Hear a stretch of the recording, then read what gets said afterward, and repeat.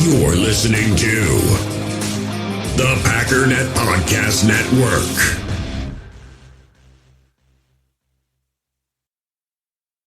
You ready? Showtime. On May 3rd, summer starts with The Fall Guy. Let's do it later. Let's drink a spicy margarita. Make some bad decisions. Yes! Audiences are falling in love with the most entertaining film of the year. Fall Guy. Fall Guy? Fall guy. That's what the poster said. See Ryan Gosling and Emily Blunt in the movie critics say exists to make you happy. Trying to make it out? Nope. Because I don't either. It's not what I'm into right now. What are you into? Talking. Yeah. The Fall Guy. Only in theaters May 3rd. Rated PG-13. Get ready for the greatest roast of all time, the Roast of Tom Brady, a Netflix live event happening May 5th. Hosted by Kevin Hart, the 7-time world champion gets his cleats held to the fire by famous friends and frenemies on an unforgettable night where everything is fair game. Tune in on May 5th at 5 p.m. Pacific time for the Roast of Tom Brady, live only on Netflix.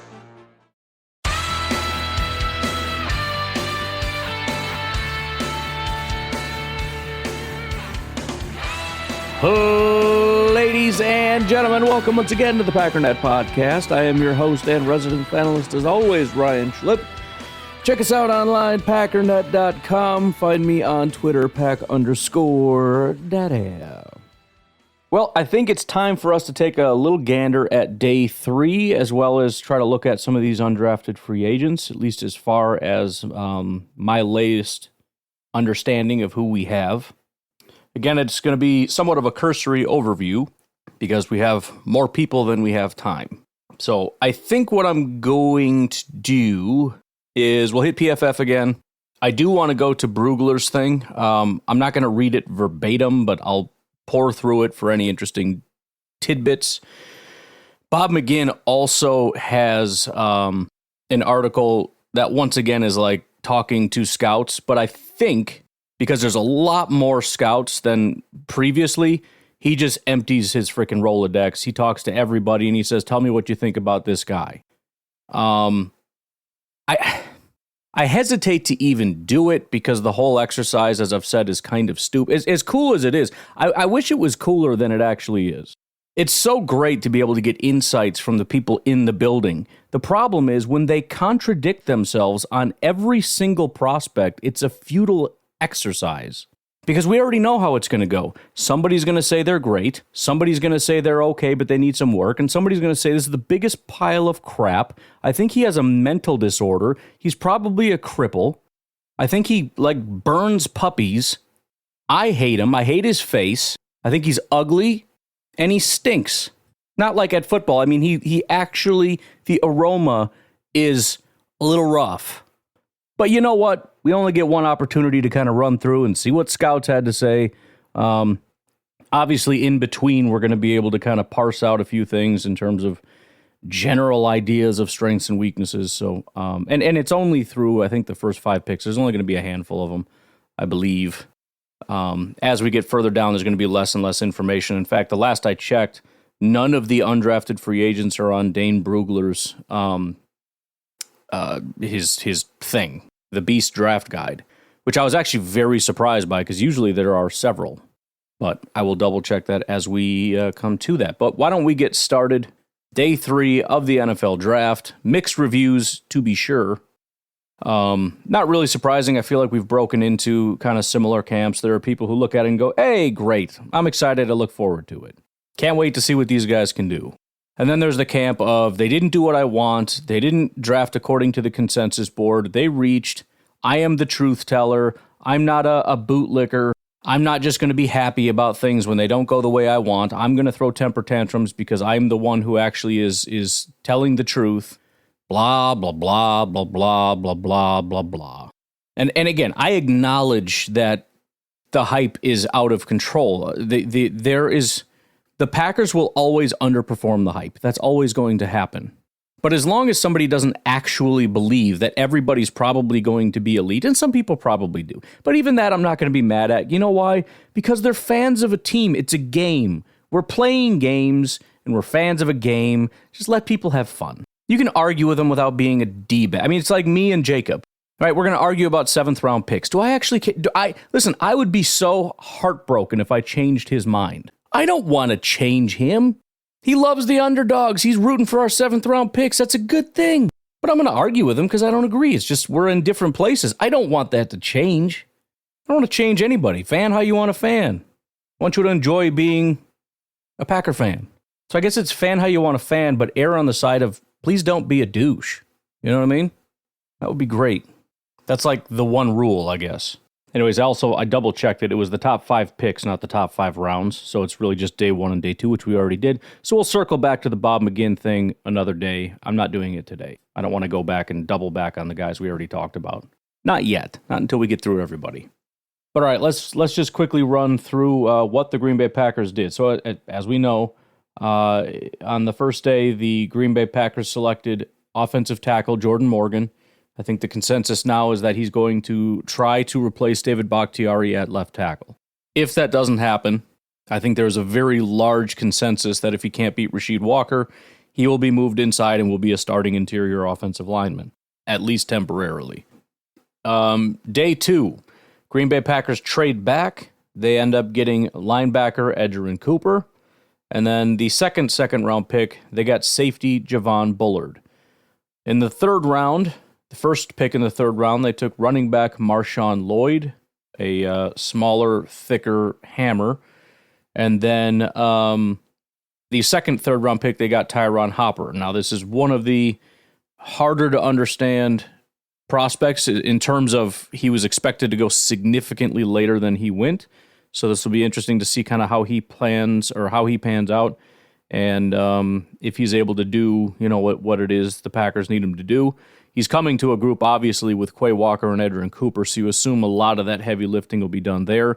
But still, if, for example, he is expected to be the starting weak side linebacker, which I think is the plan. I mean, I can't imagine he's going to be the strong side or Mike. And I also do my preference is, and I said this about Edgerrin, I kind of like him as a Mike linebacker. I like Quay as a strong side linebacker, so everything kind of fell into place. But either way, can Tyron Hopper be that guy? That sort of suits his skill set. But is he going to be, does he have enough of that skill set to be able to do that? Be interesting to see. Then day 3 rolls around. And with the 4th round, which is the Packers' money round, the Packers take another bit, I don't want to say of a head scratcher, but another one that would be kind of considered a big reach, and that is safety Evan Williams out of Oregon. Now, we didn't do a very thorough investigation, but we pulled up highlights as they came through, and it wasn't easy to really start to fall for Evan Williams.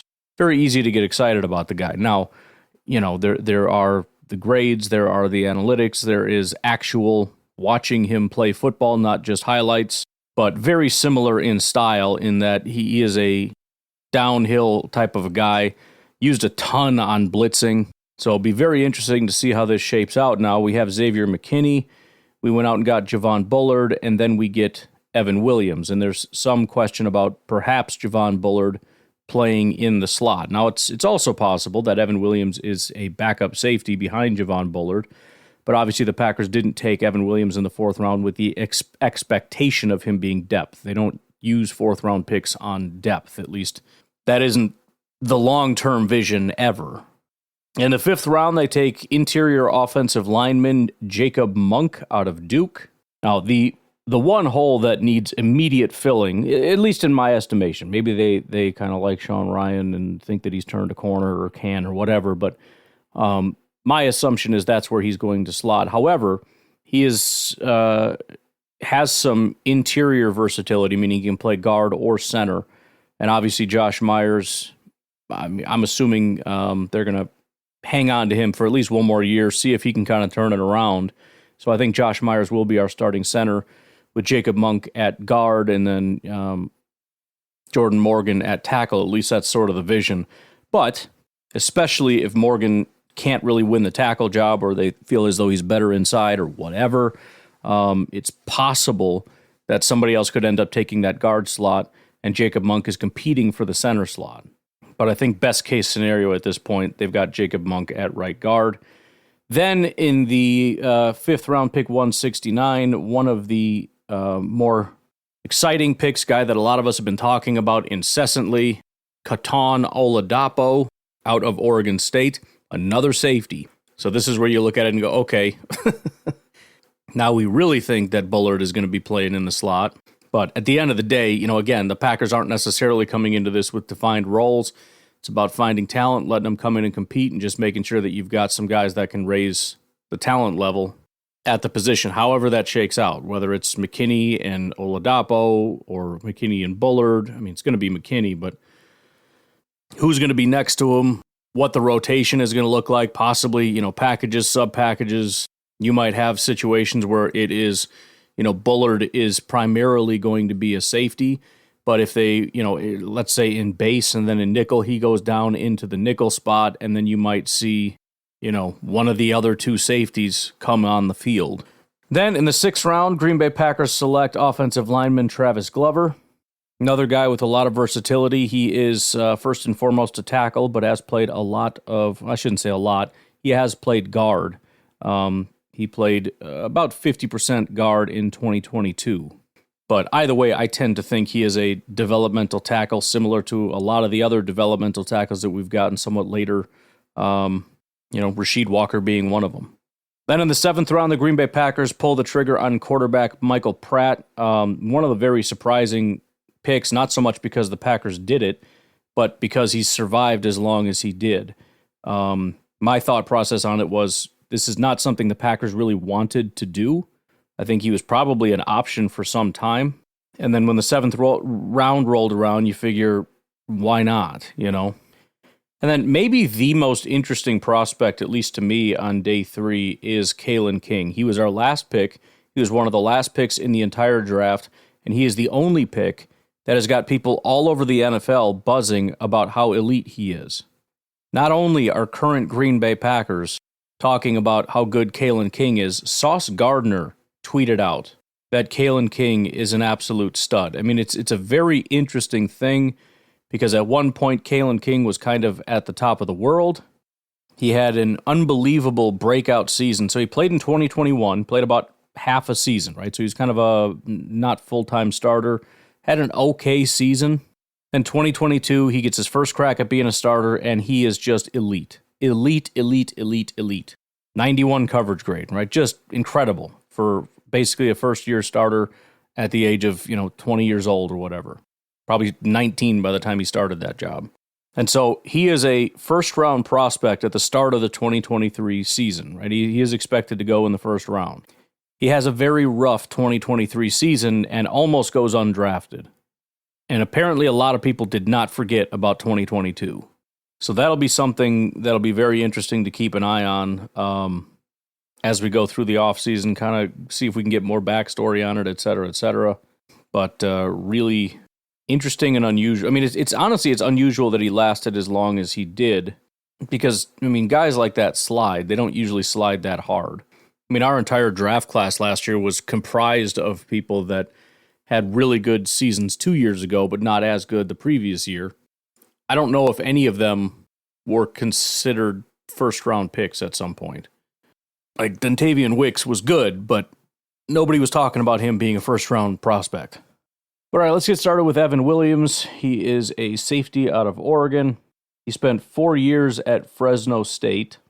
His 2 final years there, it looked like he was a starter. He had a 80 PFF grade and then a 77 PFF grade, which kind of across the board. So his final year at Fresno State, it was 77, 82 run defense, 67 tackling, 75 pass rush, and 70 in coverage. Then he transfers to Oregon, has a 76 grade, 72 run defense, 73 tackling, 89 pass rush, and 72 coverage. He is an incredibly talented pass rusher. He had 8 pressures on 20 pass rush attempts and 5 sacks. Evan Williams was the 15th ranked safety via Dane Brugler, 5'11", 206, 22.7 years old, youngest of 2 boys, born in Los Gatos, California, grew up in the Bay Area, wanted to follow in the footsteps of his brother Bennett, started playing Pop Warner football, eventually enrolled at St. Francis High School, a Catholic school in Mountain View, played both ways, wide receiver DB, obviously did track, that's just something you have to do. He was a 3-star recruit, number 137 safety, the number 167 recruit in California. Got his first scholarship offer from Illinois, where his brother played. He was heavily courted by FCS teams, UC Davis, Holy Cross, Portland State, San Diego. Also received offers from Ivy League programs, Columbia, Harvard, and Princeton. That's a big deal. There's 2 guys that we drafted, I believe, that have that. You don't get recruited by Columbia, Harvard, and Princeton unless you are a very intelligent person. A week before signing day, he added offers from Fresno State after former offensive coordinator Ryan Grubb, now offensive coordinator at Alabama, pushed for him. Williams signed with the Bulldogs and was the 8th-ranked recruit in head coach Jeff Tedford's 2019 class. He was planning to return pro after his 4th season at Fresno State, but an early season knee injury in 2022 led him back to college football. Williams said, quote, "It was a setback. I feel like I didn't put my best on film." For his final season, Williams entered the transfer portal and heard from several national programs like Arizona State, Florida, Florida State, and Washington. But he was drawn to Oregon because of the knowledge he gained from his brother, who'd earned all Pac-12 honors as a defensive back with the Ducks, following stops at Illinois and college at San Mateo. His father, Gary, who coached his 2 sons through Pop Warner in high school, played safety at Cal and was a member of the kick return team for The Play in 1982. Williams accepted his invitation to the Senior Bowl, blah, blah, blah. Some of the positives here: high football IQ, not surprising. High success rate as a blitzer, active on special teams coverage, and had a blocked punt and blocked extra point attempt on his college resume. Scouts say he has a good head on his shoulders, and his personality on and off the field will fit well in NFL locker rooms. Obviously something the Packers care a ton about. He did have an MCL tear in his left knee in September of 2022 and missed 4 games, had a right hand injury September 2023 that caused him to miss 1 game, re-injured his hand, and wore a bulky right club for the final 3 games. Overall, Williams doesn't have the playmaking instincts in the deep half of the field, but he is an energetic field presence with a trigger and toughness that are easy to appreciate. He projects as a backup strong safety and core special teamer in the mold of Alohi Gilman. He gave him a 5th to 6th round grade. Moving on to Jacob Monk out of Duke. Monk was a 5-year starter at Duke, started even year 1 in 2019 with 759 snaps at right tackle. He then had 817 at right guard, 753 at right guard. Then in 2022, he played 203 snaps at center, 441 at right guard. 2023, 18 snaps at left guard, 336 at center, and 350 at right guard. So primarily he played right guard, 2,361 snaps. After that was right tackle, even though that was all 1 year and it was his rookie year, 759 snaps. After that was center with 539 snaps, and then left guard, 18 snaps. The grades are not massively flattering, although he's kind of, I hate to say this, Sean Ryan-esque. So really, he had a 65 PFF grade this past year with a 63 run blocking and 68 pass blocking, which is not very good. However, I say he's like Sean Ryan because Sean Ryan was interesting in that he was either like elite as a pass blocker or hot garbage. And that's kind of what you're getting from Jake Monk here. You've got, for example, starting in week 2, 85, 80, 35, 29, 82, 70, 70, 30, 65, 70, 75, 83. So especially early on, you got 80, 80, 30, 20, 80. I mean, that's Sean Ryan stuff. It's like elite, elite, garbage, garbage, elite. So I have to assume the Packers are looking at it. They're seeing the upside of him as a pass blocker, and they're going to work on the guy in hopes of, getting more of the good and less of the bad. We'll see how it goes. Anyways, Jacob Monk out of Duke, 6'3", 308, out of Clayton, North Carolina, 22.89 years old, youngest of 4 kids, grew up in Clayton, southeast of Raleigh. At age 8, started playing football. Monk earned all-conference 3 consecutive seasons, was named All-USA Today, North Carolina as a junior and senior in high school. Of course, he did track. He was a 4-star recruit, number 27 offensive guard, number 20 recruit in North Carolina. He went to several camps, picked up scholarship offers from East Carolina, That summer, several local programs like Duke and NC State also offered him. Monk later added offers from Oregon and a few SEC programs like South Carolina and Tennessee. But he was a legacy at Duke, grew up attending Blue Devils football games, and wanted to sign where his father played. Monk was the number one recruit in former head coach David Cutcliffe's 2019 class. His father rushed for 1,149 yards as a four-year letterman at Duke, and later joined the Dallas Cowboys as an undrafted free agent. His uncle Quincy, who died in November of 2015 from adenocarcinoma, played linebacker at North Carolina. He was drafted in the 7th round of the 2022 NFL Draft by the New York Giants. His older brother Trey played one season on the defensive line at Division II Pembroke. His older brother Miles has Down syndrome and autism, and his family is very involved with special needs programs. Monk took advantage of an extra year of eligibility granted because of the pandemic and returned to Durham for a 5th season in 2023. He graduated with a degree in African American Studies.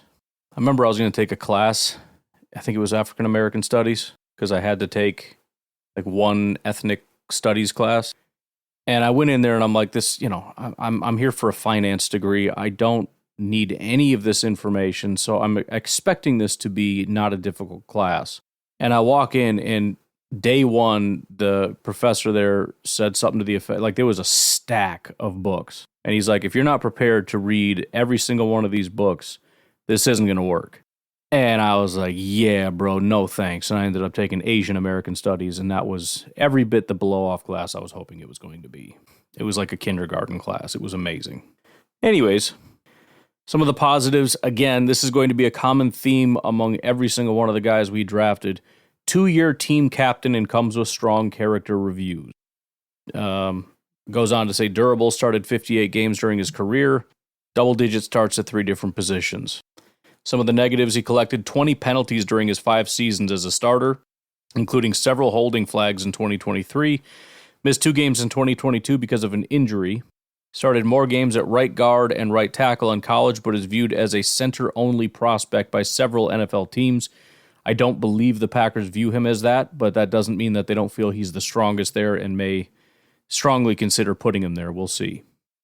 Some other notes here. Earned all ACC honors in his final 3 seasons. Second best 10-yard split among centers at the Combine. Coaches rave about him as a teammate and a worker. Overall, Monk doesn't have elite size and strength, which puts more of a premium on his technique, but his foot quickness and football IQ belong on an NFL roster. He projects best as a backup center who can fill in at guard in a pinch. Fair enough. All right, why don't we take our first break? We'll come back and take a look at Mr. Oladapo. We'll be right back. We all have smartphones, and we all know they're pretty amazing, but they also can be amazingly distracting, especially when we're around other people. So US Cellular wants us to reset our relationship with our phones by putting down our phones for $5. That's right, a company that sells phones wants us to put down our phones. And to see what we find, learn more at uscellular.com/built for us. Have you ever experienced turbulence on a flight and wondered why? And you can see all the terrain around you. You've got no issue with visibility or anything? No, everything's PG. Maybe you've sat on the tarmac for hours wondering why your plane isn't moving. Well, we're outside here. They're saying the ramp is closed. They won't let us park because of Air Force One. Listen in on the conversations between pilots and air traffic controllers on the Air Traffic Out of Control podcast. 510 Whiskey declaring an emergency. There's smoke in the cabin. I need to make a landing right now on 31 left. We have the most interesting, wild, and funny ATC recordings you will ever hear. Check out Air Traffic Out of Control wherever you listen to your favorite podcasts. All right, Katon Oladapo, 5 years at Oregon State, the last 3 years as a starter. 2021, he had a 74 grade. 2022, that went up to an 80. In 2023, that went up to an 88. That is a heck of a jump, especially when you consider in 2020, he didn't start, but he played 244 snaps. It was a 49. So it was 49, 74, 80, 88. Going across now, 88 defensive grade, 91 run defense, 78 tackling, 67 pass rush, and 84.4 coverage. Now, To be clear, he's a little bit more of an inconsistent prospect. That doesn't mean that there was a lot of bad. In fact, there was only one game that was, I guess you would call bad. That was against Arizona, 49 grade. But the 88 is heavily influenced by, for example, he had a 93 grade against Stanford. It just means that there's a lot of average mixed in. So just kind of going down, it's 70-70, I'm rounding. 70-70, I'm not even rounding. It's so 77, I'm calling a 70. It's just what category is it in? 70-70, 60-60, 60-70, 60, 40, 50, 90-80, 60-70. So again, not terrible, but it's also not elite. So from week 3 through week 10, for example, one good grade. It was 60-60, 60-70, 60-40, 50. I tend to think that's common among safeties. I don't know why. I don't know if it's maybe because they don't really impact the play as much. So, you give up a touchdown, it can be pretty devastating, or, depending on run support. I don't know. I'm not really sure. But anyways, overall grades out phenomenally, has incredible upside. We've got the 80s and the 90s mixed in. We've seen the trajectory going straight up through the roof through the years. There's a lot there that's pretty solid. Dane Brugler had Katon Oladapo as the 11th best safety with a 4th to 5th round grade on him. And it might be Oladapo, to be honest. Katon Oladapo. I think it is Oladapo. Anyways, middle child of 3. His parents, Funky and Akin. Bro, if his dad's name is really Funky, or his mom's name, I'm not sure. They're of Nigerian descent. He was active in sports throughout childhood, primarily a striker and defender in soccer. He ended up playing football in 6th grade, but his mom was not happy about it. She objected to it. Oladapo went to Central Catholic High School. Oh, by the way, 6'2", 216 out of Happy Valley, Oregon, 23.5 years old. He was just 5'6", 135 pounds when he went to high school. Sophomore year, he hit his growth spurt, moved to corner. As a senior, he got 2nd team All-State, 1st team All-Conference honors. He also played club rugby as a wing during his junior and senior seasons. He was a no-star recruit, wasn't ranked by recruiting services in 2018, went widely overlooked, and didn't receive a scholarship offer. Oregon State did offer him a preferred walk-on opportunity, however, and he accepted. During his redshirt year, Oladapo moved from cornerback to safety, a position he hadn't played before. He took advantage of an extra year of eligibility granted because of the pandemic and returned to Corvallis for the 6th season in 2023. His younger brother Cash plays collegiate soccer as a goalie at Portland State, following 2 years at St. Mary's College. His older sister, Anjola, was on track and field team at Lane Community College before transferring to Portland Community College and then Oregon. Oladapo, who is known for changing his hair color from game to game, graduated with a degree in design and innovation management from Oregon State. Again, one of the strengths, which is going to be a recurring theme, former walk-on, was voted team captain in 2023. We drafted a bunch of team captains is what we did. I'm mad about it. Negatives, there's not a ton. Doesn't have an extensive special teams resume as expected for a 6-year safety. And then, of course, will turn 24 years old during his rookie season. By the way, I lied. Looks like the article by Mr. Bob again did come out. So real quick, Evan Williams, first of all, just nobody liked him. Just get that out of the way. They've got some stats here. 8th safety drafted. He was tied for the 2nd best vert, tied for the largest hands, and then talked to 4 different scouts, and mostly just they didn't care for him a ton. Jacob Monk, 4th longest arms among the top centers. Nothing really interesting there as far as stats. One AFC scout said, "We didn't have great grades on him in the fall, probably should have after the fact." NFC scout says he's an athletic zone scheme center who flashes good initial quickness to get in front and covers guys up. Marginal play strength, struggles to sustain blocks at all levels. Gets in the way, and the runner must quickly hit the hole behind him. Well respected for his work ethic, smart player who can make the calls if needed. Best projects as a center. Feels like whoever that scout is exactly the scout that talked to Dane Brugler. Different AFC scout Says, I think he's going to make it and be on a roster for a long time. He thinks he actually trends better as a guard. Big, strong, tough, smart, has exceptional wiring. Kid's better than Sam Mustipher. He had a pretty nice postseason. His workouts were pretty good. He's got great makeup. If you get this guy as a free agent, he's going to make your team. There's not enough centers ever. He's done it, and he's not bad at it. I will take that. And then Mr. Oladapo, since we're here. Oh, by the way, they do have the Wonderlicks, or at least for him they do, Wonderlick of 16. It's hard to find that outside of Bob McGinn. He's the only one that reports those. Heaviest of the top 12 safeties, failed a drug test in April 2019, undependable and unaccountable during portions of his 6 years at Corvallis, not regarded as much of a worker. Didn't know any of that. That's interesting. One NFC scout said, I like him as long as he's close to the line of scrimmage. He can run with guys in space, but his game is close to the line. AFC scout says he's primarily a strong safety, big physical guy. He'll have a chance because of special teams, maybe even go linebacker. Didn't love him as a player. Late third, early fourth, said an AFC scout. Another AFC scout said he's going to change his hair color once a month. He's going to be late to meetings. He's sort of just out there. He's a bigger safety. He will hit. He's more of a traditional safety. Again, which is it, dude? Final AFC scout said, I really thought he was a good football player, strong safety or free safety. He has range and safety cover ability. At times, he wants to kill people instead of just wrapping up. I would rather tame a guy than try to get him to be aggressive. That's 100% true. He'll be 24 the first year on October 20th. So Oladapo is a little bit different than the typical Green Bay Packer. I mean, the fact that he was voted team captain and Gutekunst, I think it was Gutekunst, talked about, it's one thing to be a captain, right? It depends. How do you become a captain? Are you just appointed by the team? More importantly, like, do you actually lead? Do players actually follow you? That kind of stuff. So they genuinely believe he is a leader and not necessarily even talking about commanding a locker room, but commanding respect.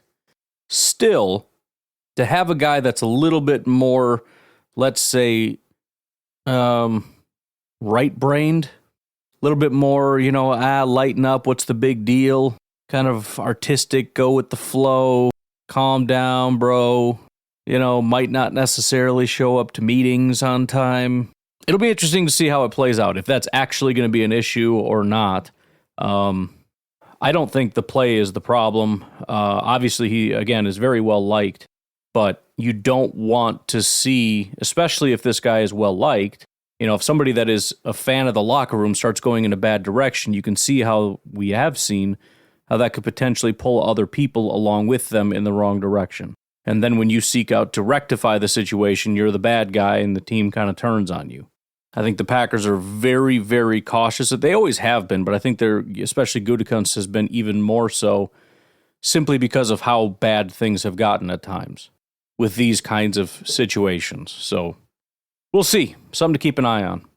All right, why don't we take our final break? We've got 3 more prospects to get through, so we might have to pick up the pace picante sauce a little bit.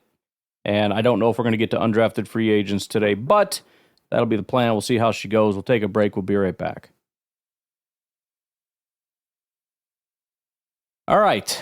6th-round pick Travis Glover, offensive tackle out of Georgia State. 6'6", 317 pounds from Vienna, Georgia. 23.69 years old. Grew up in a 2-stoplight small town in central Georgia. Attended Dooley County High School and started taking football seriously his junior season of high school. So did not play very early. Still very new to the sport. Started on offensive and defensive line. Earned an invitation to the Georgia Elite Classic All-Star Game, which helped him to get noticed. He won first-team All-State, All-Region honors. He lettered in basketball, joined the track team, and earned the Most Improved Award. He was a 3-star recruit, number 170 offensive tackle, and the 190 recruit in Georgia. After his first season of varsity football as a junior, his recruitment picked up steam in the offseason when he received his first official scholarship offer from FCS Jackson State. His second offer and his first SEC offer came from Mississippi State. FAU and Lane Kiffin made a hard push as Glover reached the finish line, and he held Power 5 offers from Pac-12 schools like Arizona and Oregon State. But he decided to stay in-state and commit to Georgia State. Number 9 recruit in the Panthers 2018 class. He did graduate with his degree from Georgia State. Don't know what that is. I mean, I know what a degree is. I just don't know which degree he got. He's durable, missed only 1 game in 59 games played, started 45 straight to begin his career. He did have standout weeks at the Hula Bowl and the Senior Bowl. Overall, Glover isn't an explosive athlete, and achieving leverage would be a constant battle for him, but he also isn't a slug and looks for ways to unleash his power in all areas. Given his experience at both tackle and guard, he can provide depth at multiple spots on the team's depth chart, 6th, 7th round. So, as mentioned, 5 years at Georgia State. As far as the grades go on PFF, really lacking up until this final year. He had kind of a breakout year.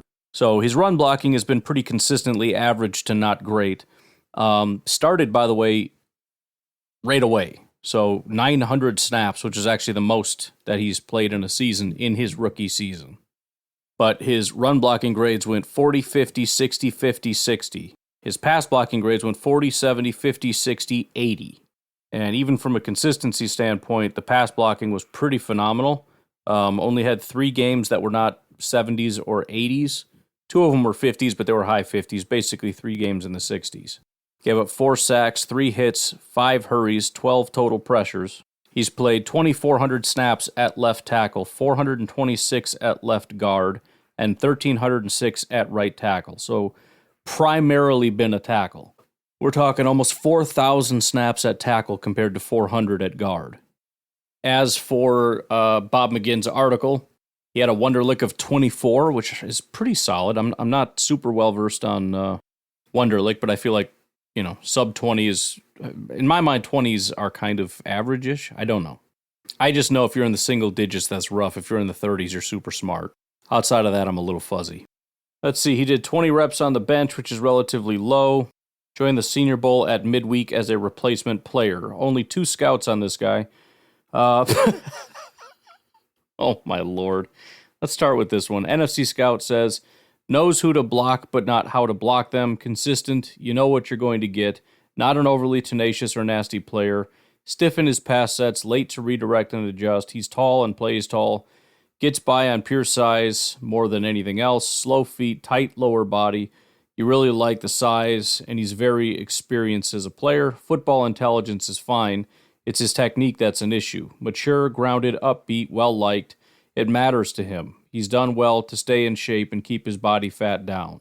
So that is a scout that has really done his homework on this guy, right?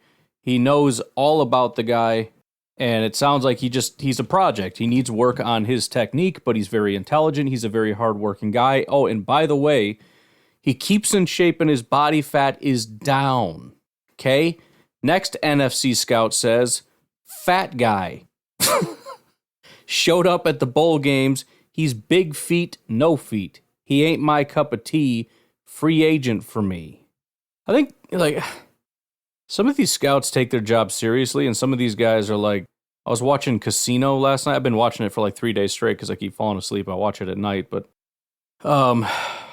they were talking about how, all the guys on the ground are doing all the work and making all the money, and then you got the guys back home in the Midwest who are, just sitting around complaining about everything. And you got these guys, they're all overweight, they're smoking cigars, and they're like, it's no good, you can't be doing that, we gotta do better.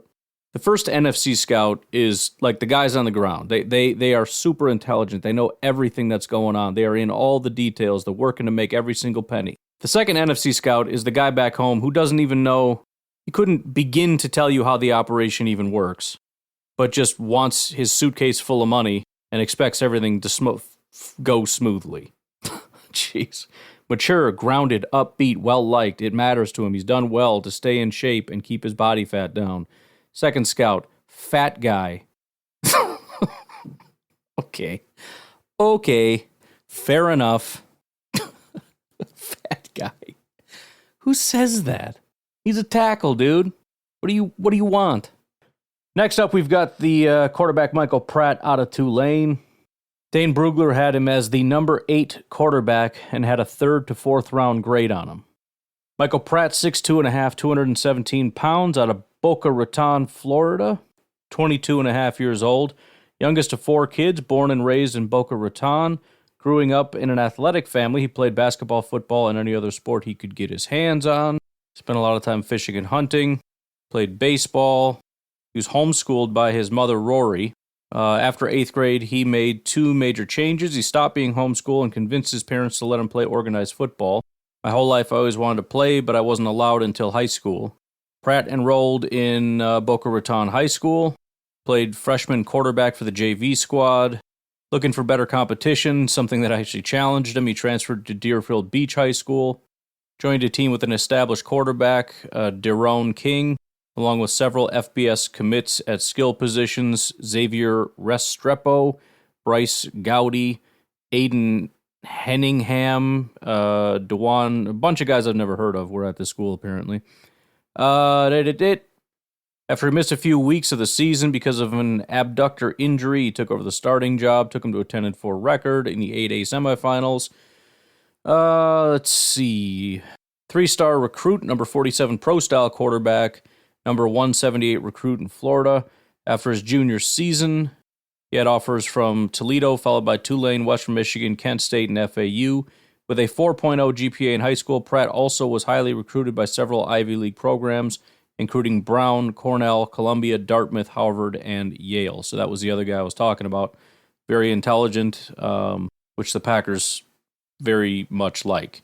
Committed to Tulane in June, was the number 13 recruit in head coach Willie Fritz's 2020 class. After 3 seasons at Tulane, Pratt was wooed by several Power 5 programs, but the school's Fear the Wave NIL collective helped convince him to stay put in the 2023 season. I don't know a ton about NIL, but I find this interesting. So they have NIL collectives. What, we have like a pool of money that we throw at players and stuff, and they actually name it Fear the Wave.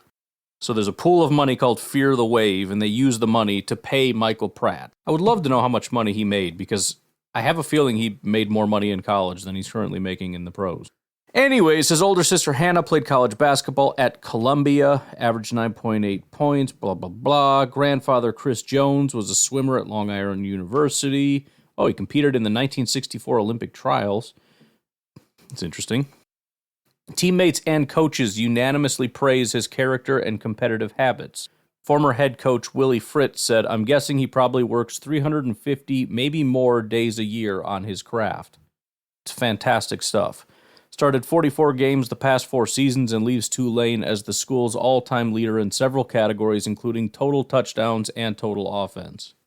He missed 1 game as a sophomore because of a concussion, missed 1 game as a junior because of a shoulder injury, and played through a painful heel fracture late in the season. Missed 2 games as a senior because of a left knee injury, including a matchup versus Ole Miss that NFL scouts had circled. Overall, Pratt might not have high-level physical traits to carry an NFL offense, but you don't see panic in his game, and he has natural sense for where to go with the football. He projects as a quality NFL backup with starting upside in the right role. And then our buddy the Scouts. Interestingly enough, rifle-armed Nicky Hall, another Green Wave quarterback, was drafted in the 10th round by the Packers in 1981. Scouts say, "I like his size, his arm, his presence. He's been a pleasant surprise. He can end up being a starter in time. I like his ability to distribute from the pocket. He's a little bit better athlete than expected from a testing standpoint. From the down-the-line group, he'll be one to rise up. It's because of how he handles himself in the pocket and how he sees the game and how efficient he is." AFC Scout says, "I'm not sold on him. The Raiders took Aiden O'Connell in the 4th round. He's not as good as O'Connell." Final AFC Scout says, "I was really high on him after 2022. He got hurt 2nd game this year and did not play well. Backup type, physically gifted, inconsistent decisions. I'd like to work with the guy. He can run 4.7 to 4.75. The negative this year is holding the ball. Last year, I really thought he had a chance to be a top guy. He's a nice athlete. He's mobile. He's good. He's got a good arm. I'd like to take him in the 4th or 5th to work with him." So even the guys that don't really like him would acknowledge that it's a pretty good value in the 7th round where we got him. But all right, let's get to the grand finale here. Mr. Kalen King out of Penn State.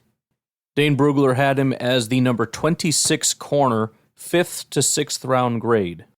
5'11", 190 pounds, out of Detroit, Michigan, 21.24 years old. Kalen King has a twin brother, Kobe, born and raised in Detroit. Twins were introduced to multiple sports throughout childhood, but they gravitated toward football as early as age 5. They often worked out and trained with their father, Tadero, and they were very, very fierce competitors. Kalen King idolized Charles Woodson and wore number 2 throughout his football youth and high school. He attended Detroit's Cass Technical School and was a 4-year varsity letterman in football, helped the program to a 2017 conference title. As a freshman, King became the starting cornerback as a sophomore. As a junior corner and wide receiver, he earned all-state honors with 25 tackles, 1 interception, etc., etc. As a senior, he was captain for the second straight year and led Cass Tech to 12 wins in a season, abbreviated by the pandemic. He earned the second of back-to-back all-state, all-region, and all-city honors. King also ran track and was one of the leading scorers on the basketball team. He was a 4-star recruit, number 16 cornerback in the 2021 recruiting class, the number 8 recruit in Michigan, the number 1 DB in the state. After his freshman season, he received offers from Iowa State. He got his first offer from Iowa State. He also added a few MAC offers, but the big one from Michigan arrived after his sophomore season. King grew up attending Wolverines games at Michigan Stadium and watched several local players like Donovan Peoples-Jones and Jordan Lewis star in Ann Arbor after Cass Tech careers. Kalen and Kobe were considered a package deal, and they announced a Final 5 in Arkansas, Iowa, Michigan, Penn State, and Wisconsin. Despite having grown up Michigan's fans, though, they developed close relationships with Penn State coaching staff, and Micah Parsons hosting them for the official visit was the clincher. King was the number 2 recruit in Franklin's 2021 recruiting class. His twin brother, who is older by 1 minute, redshirted in his first season at Penn State and is now a rising junior linebacker. Be something interesting to keep an eye on next year. King elected to skip his senior season and enter the 2024 draft. He accepted the 2024 Senior Bowl invite. Some of the positives here. Developed a relentless self-confidence to bounce back from negative reps. It's obviously incredibly important in corners. Described as super competitive and coachable by Penn State head coach James Franklin. Experience on kick and punt coverages, 222 special teams snaps. Some of the weaknesses, his 1.95 flying 20 was the worst among all cornerbacks who ran the 40-yard dash at the combine. A little bit over-aggressive, quite a few penalties. Very limited experience in the slot. Disappointing 2023 season as he struggled against the best opponents on the schedule, Ohio State, Maryland, and Michigan. That was, I think, the main thing that came out about this is when he was really, really dominant, he was the number 2 corner, and then the next year he became top guy, went up against top competition, really, really struggled. It says he put himself on the NFL radar with a standout 2022 season, number 3 in the FBS with 21 passes defended, looked like a future first-round pick. However, cornerback is a volatile position. King's 2023 tape exemplified that. Managed just 2 passes defended in his final college season, although he saw fewer targets, and struggled against top opponents on the schedule, most notably a tough matchup against Ohio State's Marvin Harrison Jr. Overall, King is a fluid athlete with the aggressive play personality desired for the position, but his inconsistent tackling, coverage, spacing, and feel for when to take chances will continue to result in volatility in his game. He is viewed as a possible safety candidate by several NFL teams. So we got one safety who might be moving a corner and one corner that maybe should be a safety. All right, McGinn's little tidbit here. Ran a slow 40, blah, blah, blah. First NFC, so there's kind of a lot of scouts here. First scout says he's third day. He was supposed to be the anointed successor to Joey Porter, but he's not because he got emotional, competitive, I'm not the guy issues. He doesn't want to be the guy. He's got some issues. All right. AFC Scout says, don't watch Ohio State. It was the worst game he ever played in his life. He doesn't play with confidence of a guy with his athletic ability. You'd like having him in the locker room. He's kind of going down. There was a little bit of a hype on him in the preseason. His tape from 22 is better than 23. 1 week could go out and play good. Then against Ohio State, he got the you-know-what kicked out of him. He's just a really inconsistent guy. Should have gone back to school. He's a free agent. He's just not very good. Another NFC scout says he won't be on some people's boards with that kind of time, but this kid will play in the league. He has size, quicks, instincts, long arms, and was aggressive in both phases of the game. An AFC scout says, I didn't like that guy at all. I don't see it. NFC scout says, I like teammate Johnny Dixon a little more than King. Final NFC scout says, I thought I was going to see a lot more. Decent athlete, really good instincts, struggles in man coverage at all different levels. Ankle biter in run support, backup zone type guy. Coming into the process, he was way up there, and then it just ... So, all right. We're not going to get into all of these guys, but as of right now, as much as I know, the undrafted free agents that have signed with the Green Bay Packers, Alcorn State running back Jarvion Howard. He is a 5'10", 220-pound running back. Go figure. They got tight end Messiah Swinson out of Arizona State. He has a 1.5 RAS, which is surprising, but he's 6'7", 260. So I would assume we've got a 6'7", 260-pound tight end who's not very fast or agile. I wonder what his role is going to be. You think he's trying out to be the new Luke Musgrave, or maybe they want to see if this guy can block? They got a few more tackles, one of which is Donovan Jennings out of South Florida. He has almost a 9 RAS. He's 6'4", 323 pounds, ran a 5.02 40-yard dash. Then there is Trent, or Trenty Jones. I'm not sure how you pronounce his name. He is 6'3.5-ish", 305 pounds. RAS has him with great speed, okay agility, and good explosion.